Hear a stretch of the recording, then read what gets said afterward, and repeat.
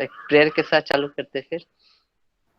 जी, हरे कृष्ण बोलिए। ओम अज्ञानतिमिरन्धस्य ज्ञानाञ्जनशलाकया चक्षुरुन्मिलितं येन तस्मै श्रीगुरवे नमः। श्रीचैतन्यमनोभीष्टं स्थापितं येन भूतले स्वयं रूपा कदा मह्यं ददाति स्वपदान्तिकम्। वन्देऽहं श्रीगुरु श्रीयुतापदकमलं श्रीगुरून् वैष्णवांश्च श्रीरूपं साग्रजातां सहगना रघुनाथान्वितं तं सजीवं साद्वैतं सावधूतं परिजनासहितं कृष्णचैतन्यदेवं श्रीराधा कृष्णपादान् सहगना ललिता श्रीविशाखान्वितं च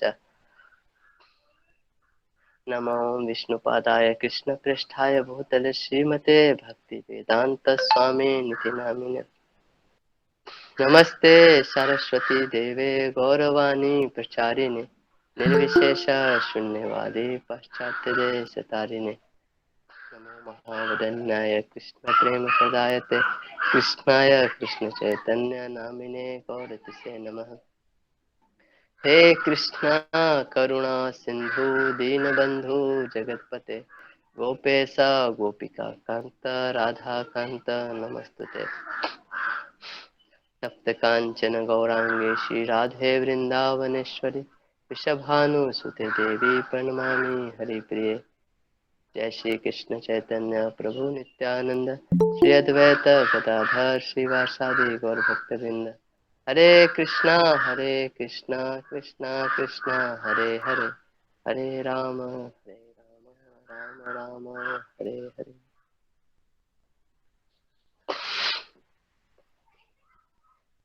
तो आप लोग का जनरली भगवत गीता का क्लास होता है, तो मुझे पता नहीं कहाँ तक चल रहा है, तो मैं कोई सोचा ऐसे जनरल टॉपिक पे क्लास लेने के लिए। तो आप भगवत गीता देखेंगे कि बहुत हर आदमी के जीवन में रेलिवेंस रखता है।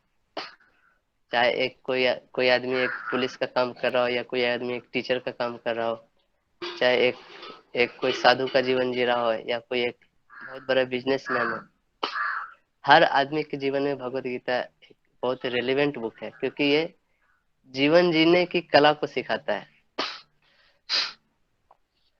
हर आदमी देखेंगे कुछ न कुछ इस दुनिया में परेशानी से गुजर रहा है, या वो परेशानी बाहर की तरफ है, नहीं तो अंदर की तरफ है। बाहर की दुनिया में है कट थ्रोट कंपटीशन है, एकदम टफ। कहीं पे भी जॉब लेना है, कुछ करना है, तो एकदम बहुत हार्ड कंपटीशन है। या कहीं पे बिजनेस चालू करना है, कुछ भी करना है, किसी भी फील्ड में जाए वहाँ पे कंपटीशन है, कंपटीशन है। और अंदर से आदमी परेशान है, दूसरे तरह से उसको काम क्रोध लोभ ये सब चीजें अंदर से परेशान करती है। तो बेसिकली आदमी इस दोनों पार्ट के बीच में पिसते रहता है ना, उसको पूरा एकदम रगड़ देते हैं। और फिर उसको उसके ऊपर सफरिंग चलते रहता है ना, आदि दैविक आदि भौतिक और आदि आत्मिक, ये सब सफरिंग है। तो साइंटिफिक एडवांसमेंट तो हमने बहुत सारे देखे हैं, लेकिन ये सारे प्रॉब्लम के बाद भी आदमी ये सब एडवांसमेंट के बाद भी आदमी कभी भी सुखी नहीं रह पाया। क्यों? क्योंकि उनका जो रूट है, जो उनका वास्तविक अस्तित्व है, उससे वो दूर रहते हैं। इसीलिए वो कभी इस चीज को समझ नहीं पाते, है ना। तो भगवत गीता वो बुक है, भगवत गीता वो पुस्तक है जो हमको हमारे अपने से जोड़ती है, वास्तविक में हम क्या है उस चीज से जोड़ती है ना। आज का जो टॉपिक है हम लोग उसमें ये चर्चा करेंगे, भगवत गीता को समझने के लिए क्या क्वालिफिकेशन होना चाहिए, भगवत गीता कौन समझ सकता है और कैसे समझ सकता है। तो शंकराचार्य ने भगवत गीता के ऊपर कमेंट्री लिखा, बहुत सारे लोगों ने लिखा है। तो उन्होंने एक भगवत गीता महात्म्य में भी लिखा है, तो भगवत गीता के महानता को उसने बताया। तो बोलते हैं उसमें कि जो हम लोग हर दिन स्नान करते हैं, हम लोग हर दिन नहाते हैं, तो उससे हमारा शरीर का मैल धुल जाता है ना। शरीर का साबुन लगाते हैं अलग अलग तरीके, तो हर चीज को सफाई करने का तरीका होता है। जैसे कपड़ा को सफाई करना है तो उसका साबुन अलग आता है, बर्तन को सफाई करना है तो उसका स्क्रबर अलग आता है, उसका भीम बार अलग आता है। उसी तरह अगर अगर आत्मा की सफाई करनी शंकराचार्य बोलते हैं, तो उसके लिए एक ही बुक काफी है दुनिया में, वो है भगवत गीता ना। वो गीता अमृत बोलते हैं भगवत गीता। वो एक्चुअल श्लोक ऐसे लिखते हैं, मलिनी मोचन पुंसान जल स्नानम दिने दिने सकृत गीता अमृतम स्नानम संसार मल नाशनम। ये पूरे संसार से मल को, अगर मल मतलब होता है गंदगी, अगर गंदगी को सफाई करना है तो गीता अमृत का पान करना पड़ेगा। फिर आगे लिखते हैं गीता की महिमा बताते हुए, बोलते सारे वेद उपनिषद को एक जगह रख दे ना, और उसको मथे, जैसे हम लोग मट्ठा दही मथते हैं, उससे घी निकालते हैं। सारे जो दूध का पूरा जो एसेंस है वो होता है घी, है ना। तो बोलते हैं सारे उपनिषद शास्त्र वेद पुराण इतिहास को रख के अगर उसको मथा जाए तो उसका जो एसेंस निकलेगा वो है भगवत गीता। यानी कि अगर कोई भगवत गीता किसी के पास मिल जाता है तो उसको फिर और किसी चीज को पढ़ने की जरूरत नहीं।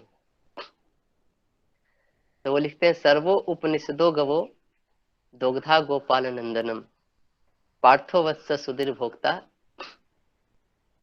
पार्थो भोक्ता सुधीर भोक्ता दुग्धम गीता मृतम महत। तो बोलते हैं अगर सभी उपनिषदों को गाय मान लिया जाए, सर्वो उपनिषदों को वो दोग्धा गोपाल मंदना, जो गोपाल जो है, जो नंद के नंदन है, वो क्या है, वो गाय से जो दूध दूहने वाले ग्वाला है। और सारे तो और जो वो अर्जुन जो है वो बछड़े के समान है। आप देखो कभी भी गाय से दूध निकालते हैं ना, तो दूध निकालने के पहले पहले बच्चे को थोड़ा दूध पिलाते हैं। अगर बच्चे को थोड़ा दूध नहीं पिलाएं तो गाय दूध नहीं छोड़ती है, दूध देती नहीं है। तो अर्जुन क्या है, अर्जुन वो बछड़े की तरह है। और दूध क्या है, दूध वो गीता की तरह है। गीता अमृतम जो है वो एक्चुअली दूध है। तो गाय का एसेंस क्या होता है, गाय को लोग क्यों पालते हैं, क्यों उनसे दूध मिलता है। तो ऐसे करके गीता की महिमा बताते हैं। फिर आगे लिखते हैं, ये संसार में लोग बहुत तरह तरह की बातें बोलते हैं, लेकिन उसमें बोलते हैं एकम शास्त्रम देवकी पुत्र गीतम एको देवो देवकी पुत्रम एको मंत्रस्तस्य नामानि यानि कर्म्यापि एकम तस्य देवस्य सेवा। तो बोलते हैं दुनिया में और कोई शास्त्र की जरूरत नहीं है, एक ही शास्त्र की जरूरत है, वो देव के पुत्र ने जो गीता दिया है उसी गीता की जरूरत है। और एक ही देव की जरूरत है, कृष्ण। और कोई मंत्र की जपने की जरूरत नहीं, एक ही मंत्र काफी है, उनके नाम का जप करना। और कोई कर्म करने की जरूरत नहीं, सिर्फ एक ही कर्म करना है, उनकी सेवा करना। तो ऐसे करके गीता का सिर्फ शंकराचार्य ने ही नहीं, मैंने यहाँ पे सिर्फ शंकराचार्य के महात्म में से कोट किया, लेकिन ऐसे सारे आचार्यों ने, दुनिया भर के जितने भी आचार्य हुए, जितने भी संप्रदाय हुए, हर संप्रदाय जो है वो गीता को मानते हैं, गीता को पूछते हैं। चाहे चाहे आगे चल के उनके बीच में कितना भी भिन्नता हो ना, आप किसी भी संप्रदाय में जाइए, इवन मायावादी सन्यासी लोग भी गीता को पूछते हैं। और गीता का एक अपना अलग ही स्थान है, क्योंकि इसका जो नॉलेज है वो एकदम एसेंस है, सारे नॉलेज का एसेंस। अगर ये पढ़ लिया तो और कुछ पढ़ने की जरूरत नहीं है। और खासकर कलयुग में आदमी का बोलते हैं ना, प्रायण अल्पायुष सभ्य जो आदमी है, वो वो क्या है, बहुत ही कम उम्र, बहुत और ऊपर से क्या है, मंद सुमंद मते हो उसकी। एक तो वो आलसी है, और प्लस उसका जो मति है वो भी बहुत कमजोर है। तो ऐसे लोगों के लिए कम कम टाइम में अगर अगर उसको सब कुछ का बेनिफिट लेना है तो उसके लिए एक ही शास्त्र बचता है, वो है भगवत गीता। और आप लोग उसी शास्त्र का बहुत दिनों से अध्ययन कर रहे हैं, तो आपके जीवन में जरूर कुछ ना कुछ इफेक्ट देखने को मिल रहा होगा। लेकिन देखेंगे, ऐसा नहीं कि नहीं पढ़ रहे हैं, ऐसा नहीं कि सिर्फ भक्त लोग ही पढ़ रहे हैं, या जो इस्कॉन से जुड़े वही लोग पढ़ रहे हैं। लेकिन फिर उनको उनको क्यों नहीं, उनके जीवन में परिवर्तन क्यों नहीं हो रहा है ना। तो भगवत गीता समझने के लिए उसको उसको एक जो इस उसको उस भाव से भी लेना पड़ता है, जिस भाव से वो ग्रहण करते हैं उसी भाव से वो हमारे जीवन में परिवर्तन डालता है। जो जिसको बोलते हैं स्पिरिट ऑफ भगवत गीता। जो भगवत गीता पढ़ने में हमारा क्या मूल है। जैसे एक एक एक स्टोरी में बताता हूँ। एक साउथ इंडियन ब्राह्मण था, दक्षिण भारत के एक ब्राह्मण थे। वो श्रीरंगम टेम्पल में हर दिन जाते थे और इसी तरह मंदिर के बाहर बैठ के भगवत गीता लेते थे और हर दिन भगवत गीता का पाठ करते थे ना। उनको ठीक से पाठ करने भी नहीं आता था, मतलब वो संस्कृत में लिखा जाता था और संस्कृत उनको आता नहीं था। तो किसी भाषा में जो खुद हो पाता था। और उनके अगल बगल एकदम विद्वान पंडित लोग बैठते थे और एकदम धारा प्रवाह संस्कृत में उच्चारण करते थे। और कभी कभी इसको देख के इनका मजाक उड़ाते थे कि ये ना तुम क्या पंडित है कि तुमको मतलब भगवत गीता भी पढ़ने नहीं आ रहा है, धिक्कार है तुम्हारे पे, ऐसे करके। तो इसको बहुत खराब लगता था ऐसे। तो एक दिन जब चैतन्य महाप्रभु दक्षिण भारत की यात्रा में निकले थे, तो यात्रा करते करते वो श्रीरंगम मंदिर में पहुंचे। श्रीरंगम मंदिर में पहुंचे, वहां पे दर्शन लिए। श्रीरंगम मंदिर में हमारे रंगनाथ स्वामी का दर्शन होता है, भगवान विष्णु जो लेटे हुए हैं और दक्षिण की तरफ देख रहे हैं। तो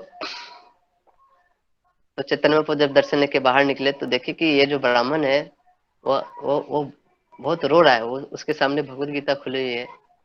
हाँ? तो उससे पूछते हैं कि तुम क्यों रो रहे हो उस पर। तो बोलते हैं कि मैं एक ब्राह्मण हूँ और मेरा ये धर्म है भगवत गीता पढ़ना, और मैं यहाँ पे हर दिन आके पढ़ता हूँ, लेकिन मुझे संस्कृत पढ़ने नहीं आता। और मेरे साथ जो सहपाठी लोग हैं वो सब संस्कृत के विद्वान हैं। तो चैतन्य प्रभु बोलते हैं तो ठीक है, लेकिन तुम इतना रो क्यों रहे हो? जब तुमको समझ में नहीं आ रहा है भगवत गीता पढ़ के, तो तुम रो क्यों रहे हो, है ना।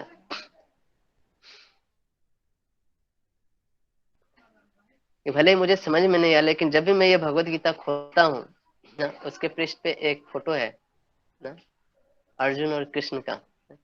अर्जुन रथ पे सवार है और कुरुक्षेत्र का मैदान है और कृष्ण उनके सारथी बने हुए और घोड़े का लगाम ऐसे पकड़े हुए हैं। जब भी मैं ये भगवान का ये चित्र देखता हूँ तो मुझे रोना आ जाता है। मतलब भगवान भगवान कितने कितने भक्त वत्सल है कि अपने भक्त के लिए ना वो एक सारथी जैसा सेवा भी लेने के लिए तैयार है। मतलब जो जो जो इस पूरे लोक अनंत अनंत कोटि ब्रह्मांड नायक जिनको बोला जाता है ना, जिनके एक इशारे पे सारे पृथ्वी आकाश भूमि पाताल सब घूमती है, जिनके एक श्वास के अंदर पूरी सृष्टि समझ आती है, वो इतना बड़ा स्वामी होके वो अर्जुन का सारथी बना है। और युद्ध में सारथी बनना इतना आसान बात नहीं होता है। युद्ध जब होता है ना तो इतना हल्ला होता है, कुछ सुनाई नहीं देता है। और राजा को कभी सारथी को कुछ बोलना होता है तो वो पैर मार के बोलता है। लेफ्ट साइड से पैर मारता है, इसका मतलब उसको लेफ्ट साइड मारता है तो राइट साइड से घूमना है। तो मतलब कि बहुत ही नीचा पोजीशन होता है सारथी का।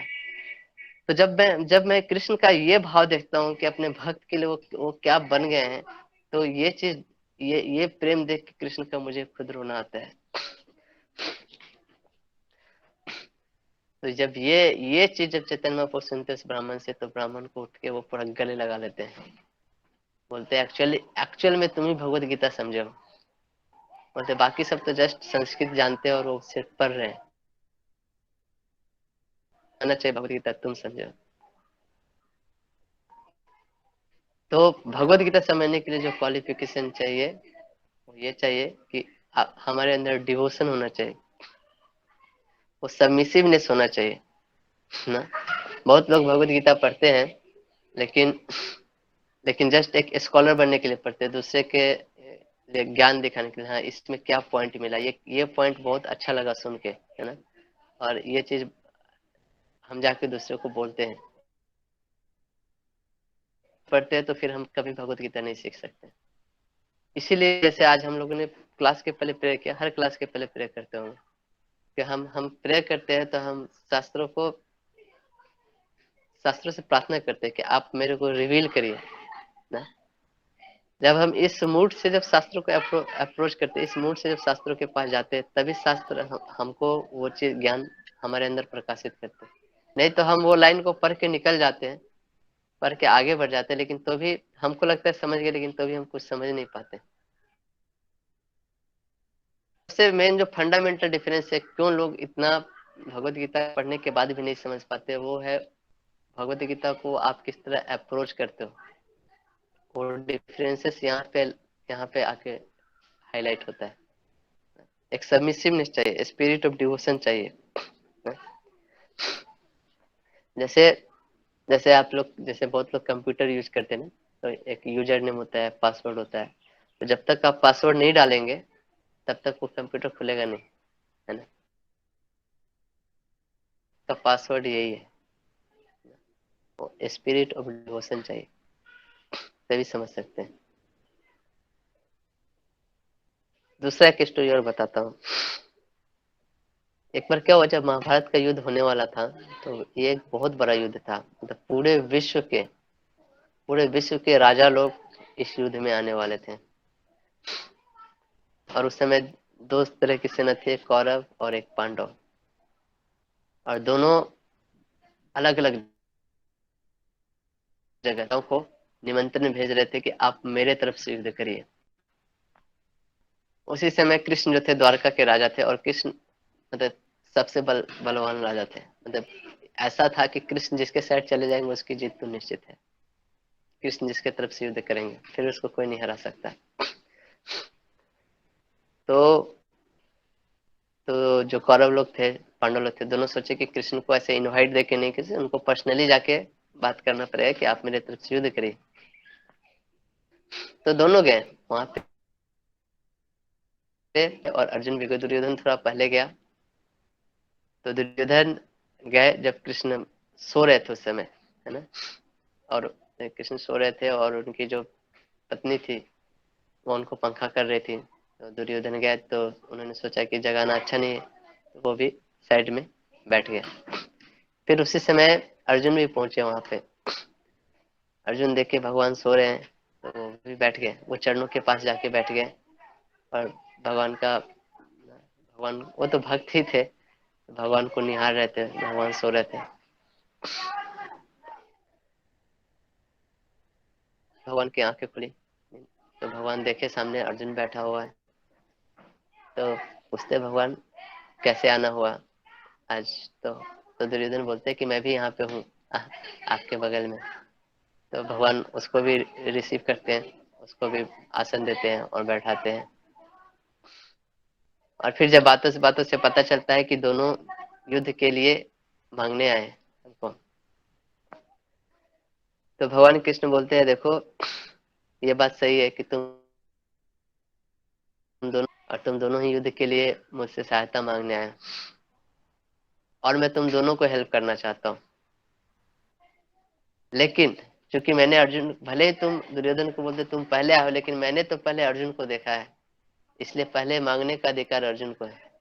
और वैसे भी अर्जुन उम्र में छोटा है, तो छोटों का पहला अधिकार होता है कोई भी चीज मांगने के लिए। तो कृष्ण बोलते हैं तुम दोनों के पास दो दो ऑप्शन है। बोलते हैं एक तरफ यानी सेना है जो कि एकदम युद्ध कौशल में प्रवीण, एकदम बलवान, वो ऐसा युद्ध कर सकते हैं जैसा मैं युद्ध कर सकता हूँ। और एक तरफ मैं हूँ, निहत था, मैं युद्ध में कोई अस्त्र नहीं उठाऊंगा, सिर्फ युद्ध भूमि पे रहूंगा। तो दो ऑप्शन है, आप लोग चुन लो किसको क्या ऑप्शन चाहिए।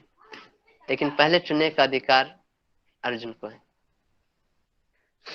तो अर्जुन बोलते हैं कि मुझे तो बिना किसी हिचकिचाहट है, मुझे आपकी नारायणी सेना नहीं चाहिए, मुझे आप चाहिए, आप मेरे मित्र हो। तो दुर्योधन तो मन ही मन खुश होता है कि ये अर्जुन कितना बेवकूफ है, ये आदमी जो लड़ेगा नहीं युद्ध में, जाके सिर्फ खड़ा रहेगा ना, उसको लेने से क्या फायदा ना। ये 1 लाख नारायणी सेना है, इतनी ताकतवर सेना है, इसके सामने कोई भी सेना नहीं टिकती ना। इतना मूर्ख डिसीजन लिया। तो फिर दुर्योधन बोलता है, केशव, वासुदेव, मेरे पास तो दूसरा कोई ऑप्शन बचा नहीं है आपकी नारायणी से। भगवान से आज्ञा लेता है और फिर हस्तिनापुर को लौट जाता है।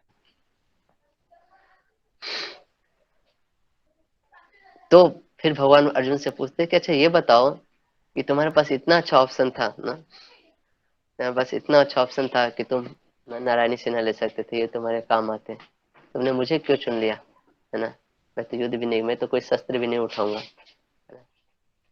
तो अर्जुन वहां पे बहुत अच्छा चीज बोलते हैं कि केशव, मुझे आपकी सेना नहीं चाहिए, मुझे आप चाहिए ना, आपकी जीत निश्चित है। बस आपका प्रेजेंस ही से, और आप उससे भी बड़े मेरे मित्र हो ना, इसलिए मुझे आप चाहिए और कोई नहीं चाहिए। तब तो ये डिफरेंस होता है एक भक्त में और एक अभक्त में ना। जैसे भगवान, बहुत लोग चाहते हैं भगवान को, क्यों चाहते हैं, क्योंकि भगवान को पूजा करने से भगवान से बहुत सारी शक्ति मिलेगी, या भगवान से बहुत ऑपुलेंस देंगे ना, धन संपत्ति, भगवान को नौकरी दिला देंगे, ऐसे। बेसिकली उनका जो मूड होता है वो इंजॉयमेंट का मूड होता है, इसी मूड से वो भगवान की पूजा करते हैं। बहुत कम लोग होते हैं जो सेवा भाव से भगवान की पूजा करते हैं। तो यही दोनों के मूड में यही अंतर था, अर्जुन के मूड में और दुर्योधन के मूड में।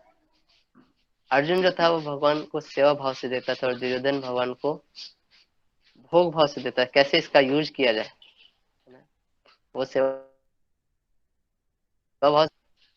इसी तरह रामायण में देखोगे दो कैरेक्टर देखोगे, एक एक रावण का कैरेक्टर है जो सीता को उठा के ले जाता है, और एक हनुमान का कैरेक्टर है जो सीता को खोजने जाते हैं तो उनको बचा के ले आते हैं।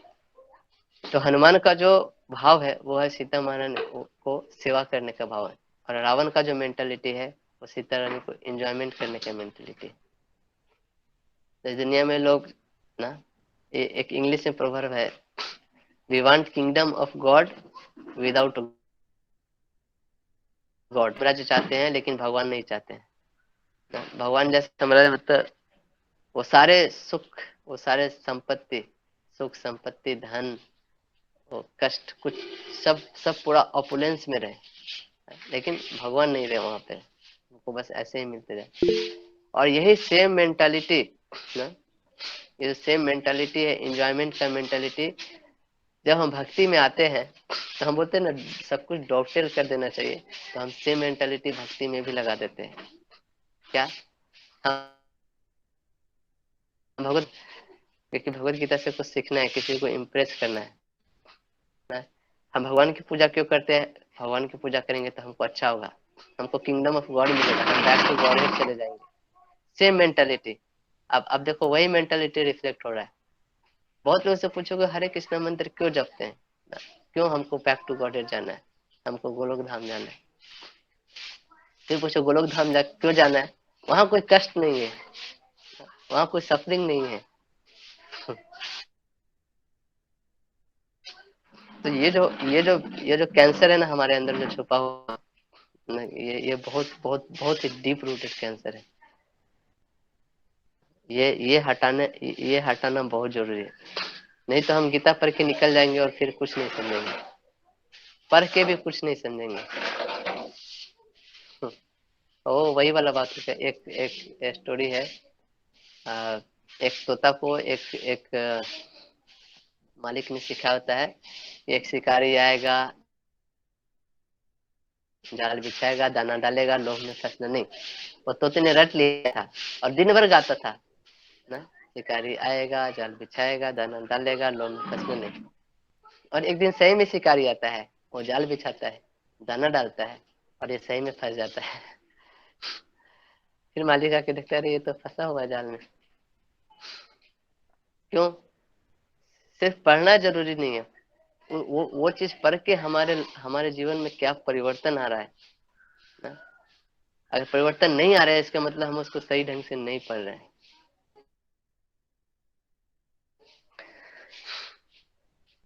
तो इसी जो अर्जुन का मूड था, जो अर्जुन का जो वो बोलते हैं ना भगवान, भक्तों से मैं सखा चेती, तुम मेरे भक्त हो और तुम मेरे सखा हो, इसलिए तुमको ये ज्ञान दे रहे हैं। तो जब तक हम अर्जुन के मूड में नहीं आएंगे तब तक हम भगवत गीता नहीं समझ सकते ना। वो ऐसे देखते हैं, बहुत सारे कमेंटेटर लोग भगवत गीता पे टिप्पणियां लिखते हैं, इवन मायावादी कमेंटेटर लोग बहुत सारे टिप्पणियां लिखते हैं, लेकिन उनका मूड अगर वो नहीं है भगवान की, मायावादी का तो मूड कभी रहता ही नहीं भगवान की सेवा करना। इसीलिए वो भक्ति सिद्धांत सरस्वती ठाकुर बोलते हैं, ये कैसा है कि एक एक शहद का जो बोतल है ना, शहद के बोतल में पूरा शहद भरा हुआ है, लेकिन हम उसको बाहर से ही चाट रहे हैं, तो शहद का स्वाद कभी नहीं आएगा। क्यों? क्योंकि दोनों के बीच में एक जो बोतल बोतल का जो मटेरियल है, जो शीशा है, वो आ जा रहा है। तो चूंकि शहद भी है बोतल में, लेकिन तो भी हम टेस्ट नहीं कर वो लेकिन चूंकि हमारा मूड वो नहीं है, हमारा वो डिवोशन नहीं है, हमारा वो स्पिरिट नहीं है, हम उसको पढ़ के भी फिर भी नहीं समझ पाते हैं। पढ़ के भी हमको लगेगा हम समझ रहे, बहुत सारे मीनिंग भी निकालते हैं, लेकिन वो हमारे जीवन में कोई परिवर्तन नहीं लाएगा, कोई कोई टेंजिबल ट्रांसफॉर्मेशन हमको देखने को नहीं मिलेगा। तो ये चीज बहुत बहुत इम्पोर्टेंट है। और भी भगवत गीता के बारे में बहुत बहुत सारे बोलते हैं कि भगवत गीता रियल है या फिर ये जस्ट सिंबॉलिक है। एक मायावादी के कमेंट्री में पढ़ रहा था, वो लिखते हैं कि भगवत गीता जो कुरुक्षेत्र है वो एक्चुअली में हमारा शरीर है ना।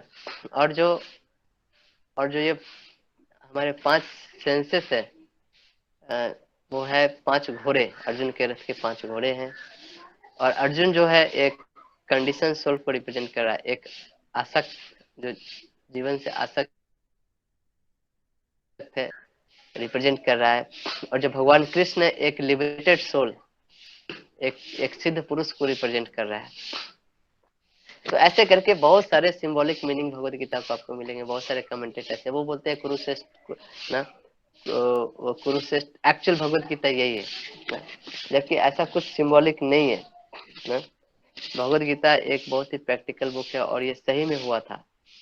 सही में आज आप भी जाओगे तो कुरुक्षेत्र बोल के सही में एक जगह है, बहुत सारे एविडेंसेस मिले कुरुक्षेत्र वार के। अब देखोगे एक द्वारका नगरी मिली है समुद्र के अंदर। तो ये जो युधिष्ठिर, अर्जुन, कृष्ण, ये लोग सही में एग्जिस्ट करते थे और सही में युद्ध हुआ। लेकिन जब हम ऐसे कमेंटेटिव पढ़ते हैं जिसमें ऐसे अलग अलग तरीके से मीनिंग दिए हुए रहते हैं, तो ये हमको हमारे लक्ष्य से अलग लेके जाते हैं। एक कमेंटेटर हुए, वो लिखते हैं कि भगवत गीता कृष्ण ने ही बोला, कृष्ण के अंदर छुपे हुए एक ना, भगवान ने कृष्ण नामक एक व्यक्ति को यूज करके भगवत गीता बोला है ना। वो समझते हैं जो भगवान, जो कृष्ण जो उपस्थित है कुरुक्षेत्र में, वो भगवान नहीं थे, वो एक नॉर्मल व्यक्ति थे, और भगवान ने उनको शक्ति दिया और उनके थ्रू बुलवाया। तो ऐसे फालतू फालतू बहुत सारे कमेंटेटरी आपको मिलेंगे, और ऐसे लोगों के कमेंटेटरी पढ़ के कोई भी चेंजेस आने वाले नहीं है जीवन में। हजारों हजारों ऐसे ऐसे कमेंटेटरी लिखे हुए हैं और लाइब्रेरी में पढ़ के सर रहे, उन पे धूल जमी हुई है। जब प्रभुपाद पहली बार फॉरेन कंट्री गए थे, प्रभुपाद ने लिखा Bhagavad Gita as it is, Gita Yatharup. यथारूप मतलब जैसा है वैसा ही मैं प्रेजेंट कर रहा हूँ। और भगवत गीता लिख के प्रभुपाद जब पहली बार अमेरिका गए तो लाखों हजारों की संख्या में लोग भक्त बने। कितने लोग हैं जो प्रभुपाद के भगवत गीता बन के माला जप रहे हैं, भक्त बन रहे हैं, अपने आप को भक्ति से जोड़ रहे हैं। तो ये जो परिवर्तन है, ये जो ट्रांसफॉर्मेशन है लाइफ का, जब हम रियल में जो जो जो भक्त के मूड में जब हम भगवत गीता पढ़ते हैं तभी आता है। कि प्रभुपाद का भक्ति भी उसमें छुपा हुआ, उनके उनके परपोर्ट्स में, उनके ट्रांसलेशन में। आप ड्रास्टिक ऐसा नहीं था प्रभुपाद के पहले किसी ने भगवत गीता ट्रांसलेट नहीं किया था। ऐसा नहीं कि किसी ने इंग्लिश में ट्रांसलेट नहीं किया था, बहुत लोगों ने इंग्लिश में ट्रांसलेट किया था। ना लंदन के लाइब्रेरी में जाओगे तो ना बहुत तो सारे ट्रांसलेशन है, लेकिन इतने ट्रांसलेशन का कोई असर नहीं हुआ किसी को। तो आप देखोगे लोग लोग भगवत गीता पढ़ के भगवत गीता का जो गोल है उसको मिस कर जाते हैं। अब देखो बहुत सारे सोसाइटी होते हैं जहाँ पे मीटिंग होता है बहुत सी जगह, और वहाँ पे गीता सोसाइटी मीटिंग में एक दिया जलाते हैं, और ना अर्जुन का एक फोटो होता है, ना भगवान कृष्ण का एक फोटो होता है। आप जनरल किसी भी मीटिंग में जाओ, आप कंपनी की मीटिंग में जाते हो तो कंपनी से रिलेटेड कुछ चीजें रखी रहती है, या किसी पॉलिटिकल मीटिंग में जाओ किसी पॉलिटिशियन का फोटो लगा होता है ना, गांधी का, नेहरू का। अब आप किसी स्कूल में जाओ या किसी कॉलेज में या किसी यूनिवर्सिटी में जाओ, यहाँ बड़े बड़े साइंटिस्ट लोग का, क्योंकि वो भी एक पर्सनालिटी को रिप्रेजेंट करता है। लेकिन गीता सोसाइटी की मीटिंग में प्रभुपाद बोलते थे, वो एक मीटिंग में गए थे गीता सोसाइटी की, लेकिन there was no Arjun, no Krishna photo, ना only one light was there. तो ये है लोगों का सोच ना, कि ना वेरी गोल जो भगवत गीता का जो जो गोल कृष्ण है वही वहां पे मिसिंग है। तो बाकी पता नहीं और क्या वो चर्चा कर रहे होंगे, है ना। तो कृष्ण कौन है? कृष्ण ऐसे गुरु नथा गुरु कोई आदमी नहीं है, वो भगवान है। वो वो ऐसे भगवान है जिसको सब कोई ने एक्सेप्ट किया है ना, ना खुद भगवत गीता में बोलते हैं ना, देवर्षि नारदो, अ, ऐसे करके बहुत सारे ऋषि का मन के ये सभी ने एक्सेप्ट किया भगवान कृष्ण को, the supreme personality of God, पूर्ण पुरुषोत्तम भगवान। बड़े बड़े ऋषि मुनि नारद, पुलस्त, अगस्त, अत्रि, ये सारे गॉड डिक्लेयर किया है। इन सब का छोड़िए, इनके ऊपर जो ब्रह्मा जी है, जो प्रजापति सबसे ऊपर जिनसे सबका जन्म होता है, वो बोलते हैं गोविंदम आदि पुरुषम तम हम भजामि। उनके ऊपर भगवान शिव है, वो कृष्ण को स्वीकारते हैं कि सबसे पूर्ण पुरुषोत्तम भगवान है, उनका नाम जपते हैं। तो कृष्ण का जो पोजीशन है, वो सबसे हटके है। वो मतलब उस पर कोई डाउट नहीं है। वो कृष्ण भगवान की भगवत गीता में आपने पढ़ा होगा 11 चैप्टर में, सारा काल, सारी यूनिवर्स, सारी पृथ्वी, हर हर चीज उनके हाथों से मुख में दिखाई दे रहा था। तो तो ये सब चीज हमको समझना पड़ेगा भगवत गीता पर। भगवत गीता का मूड क्या है? भगवत गीता कोई सिंबॉलिक नहीं है, भगवत गीता कोई है ना ऐसे माइथोलॉजी नहीं है। कृष्ण का क्या पोजीशन है, तो ये सब चीज अगर हम जब तक नहीं समझेंगे, इस चीज पे विश्वास पे हमको उतना विश्वास नहीं होगा। भगवत गीता एक रियलिटी है, एक लाइफ जीवन जीने की कला है, जिसको हम सभी को अपने जीवन में अपनाना है। सिर्फ उसको पढ़ के समझना नहीं है, जैसे 2+2=4 होता है, इस तरह रटना नहीं है। भगवत गीता का जो नॉलेज है ना, वो बहुत ही एब्सोल्यूट नॉलेज है, वो अनचेंजेबल नॉलेज है, वो टाइमलेस विजडम जिसको बोलते हैं, टाइम के साथ कभी चेंज नहीं होता है। आजकल के साइंटिस्ट बहुत सारे रिसर्च करते हैं समय के अनुसार चेंज। पहले बचपन में एक भोर मॉडल पढ़े थे ना, Niels Bohr model of atom ना, आगे चल के पता चला वो भोर मॉडल ही गलत था, फिर नया मॉडल आया रदरफोर्ड मॉडल ऑफ एटम ना, फिर आगे चल के पता चला वो मॉडल भी एकदम सही नहीं है, फिर हिजनबर्ग मॉडल ऑफ एटम वो आया, फिर अभी सुनते हैं अ, अ, एक नया मॉडल आया जिसको बोलते हैं dual dual nature of matter. उसके बाद हमने पढ़ा था, हाँ, डुअल नेचर ऑफ मैटर है। जो भी इस साइंटिस्ट का जो नॉलेज है इस दुनिया में, रिलेटिव नॉलेज है, समय के अनुसार चेंज होते रहता है। नया कुछ एक्सपेरिमेंट होता है, फिर कुछ नया निकलता है, फिर बोलते हैं वो पहले वाला गलत था, सॉरी सॉरी अभी वाला सही है। इसी तरह डार्विन थ्योरी है ना, पहले उसको सही बोलते थे लोग, आजकल वो गलत हो गया है, और सबको पहले डार्विन थ्योरी पढ़ाया जाता था। लेकिन गीता का नॉलेज ऐसा नहीं है। भगवान ने कभी ये नहीं बोला। पिछले बार जब मैं विवेस्वान को गीता सुनाया था, इसमें 2 पॉइंट मैंने गलत बोल दिया इसलिए अगले बार जब भगवत गीता लिखना नेक्स्ट एडिशन तो इसमें ये चीज सुधार देना ना, ऐसा कभी नहीं हुआ। वो बोलते हैं कि जो ज्ञान मैं तुमको इस बार दे रहा हूँ यही ज्ञान मैंने लाखों साल पहले विवस्वान को दिया था, same same knowledge. Bhagavad Gita का नॉलेज भगवान बोल रहे हैं, वो कभी झूठ नहीं हो सकता, वो इटर्नल चीज है। तो इसलिए भगवत गीता को इस मूड में समझना चाहिए, एक एक भक्त के तरीके से समझना चाहिए, इसका नहीं। और उस तरीके से जब हम अपनाते हैं तभी हम भगवत गीता का एक्चुअल बेनिफिट ले पाते हैं। तो हरे कृष्णा, मुझे लगता है समय हो गया। किसी का कोई क्वेश्चन है तो एक क्वेश्चन ले सकते हैं, नहीं तो फिर क्लास यहाँ पे बंद करेंगे। बहुत लोग ज्वाइन किए, 3 क्या, किसी का कोई क्वेश्चन है, प्रश्न?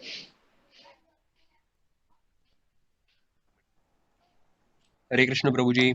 हाँ Hare Krishna thank you so much for the lecture. As such मेरा कोई क्वेश्चन नहीं प्रभु। था, बट मैं आपको बस थैंक यू बोलना चाहता था, आपने इतना अच्छा लेक्चर दिया। स्पेसिफिकली जब आपने वो बताया कि देयर इज अ सेइंग कि we want the kingdom of God without God, या तो मैं समझता हूँ प्रभु जी मेरे अंदर भी ये डीपली रूटेड कैंसर है, एक तरीके का एक एंजॉइंग मेंटालिटी है, और इसको हटाने के लिए आपने मुझे मोटिवेट किया है भक्ति और अच्छे से करने के लिए। सो इसी के लिए मैं आपको थैंक यू बोलना चाहता हूँ। एंड सच कोई क्वेश्चन नहीं है मेरा, it was just a thank you message. So thank you so much Prabhu ji. Hare Krishna. Thank you. Hare Krishna. धन्यवाद आप सभी को, हमको मौका दिया ऐसे बोलने के लिए। और बहुत अच्छा लगता है कि मैंने सुना कि आप लोग हर दिन ऐसा क्लास होता है, तो ये भी दिखाता है कि आप लोग बहुत सिंसियर हो। आजकल बहुत कम लोग हैं दुनिया में जो अपना इन सब चीजों के प्रति रुचि रखते हैं और इतना रेगुलर बेसिस पे ये सब चीजें सुनने को आते हैं, है ना। तो all the cheers for all of you. Hari बोल। बहुत अच्छा लगा प्रभु जी आज आपका सेशन अटेंड करके। बहुत अच्छा आपने आज समझाया, जो बहुत अच्छा। अरे बोल, तो सब लोग रिक्वेस्ट करो आदित्य प्रभु को, हर एक बीच बीच में आते रहेंगे। बिल्कुल बिल्कुल प्रभु जी, इसी तरह सबको जोड़ते रहिए। Thank you Hare so much Krishna Prabhu ji. Actually मैं भी सुन रहा था, मैं भी सुन रहा था, मैं थोड़ा सिर दर्द कर रहा था, मैंने रिक्वेस्ट किया था प्रभु जी को करने के लिए लास्ट मोमेंट पे, क्योंकि बार बार कैंसिल करना पड़ रहा था। आज भी मीटिंग था तो उसमें भी लेट हो रहा था, तो प्रभु जी बहुत मर्सीफुली मान गए बस शॉर्ट नोटिस पे। तो थैंक यू। अगली बार से हम प्लान करके वीक में एक दिन अगर आपके पास समय हो तो आप एड्रेस कर सकते हैं, ठीक है। अगर आप दें तो। Thank you very much. आप हरि सभी बोल। को बहुत बहुत धन्यवाद, और आदित्य प्रभु को बहुत बहुत धन्यवाद, आपने रिक्वेस्ट स्वीकार किया। हरि बोल प्रभु जी। Thank Hari you. बोल। Very good.